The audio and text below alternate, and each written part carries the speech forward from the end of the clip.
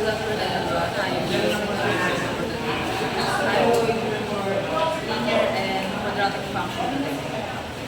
Number 3, in a solution standard rule number or tayo taxi curve is 20 pesos base fee, panimulang bayad plus 10 pesos for every kilometer travel.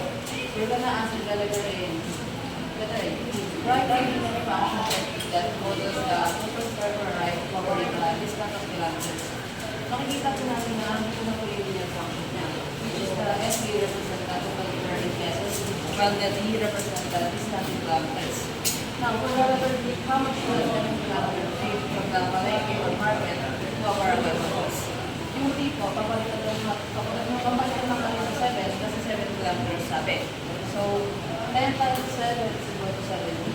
70 plus 80 is equal to 90 pesos. Number 4. A shop in Baguio sells boxes in great forms, purple young jam. They currently sell 50 boxes a day for 300 pesos each. A survey suggests that for every 10 pesos price increase, they will sell 5 more boxes per day. Now for this one, we're gonna write a quadratic function.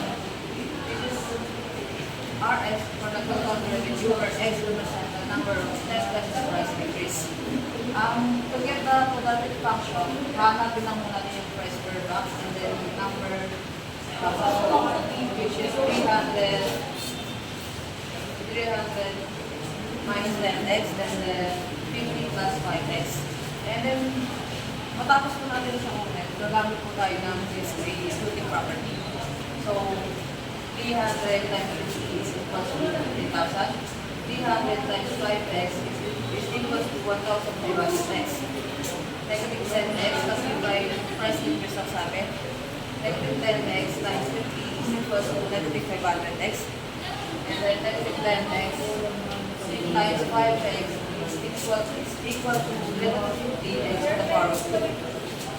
Since correct sila x, yung minus natin sila sa isang isa. So, 1,500 minus 500 equals to 1,000x. And dito nakikita natin ang final quadratic function. For the letter D, what price should the shop set for the Ubiyas to maximize their daily revenue? For this one, we're gonna use vertex formula, which is negative A over 2A. Yung A po natin is magiging negative A. And then yung B po natin is 1,000. So, 2 times negative 50 is equals to negative 100. Cancel. 1,000 divided by 100 is equals to 10. Yung 10 po natin, ito yung price increase natin. And since ang inaman ng quiz, what price should the shop set for the OPGAN to maximize the daily revenue? Gagamitin muli natin yung price per box niya. So, 10 times 10, 100. 300 minus 100 is equal to 200. So, for my final answer is, the shop should set the price at 200 pesos to maximize their daily revenue. And that's all.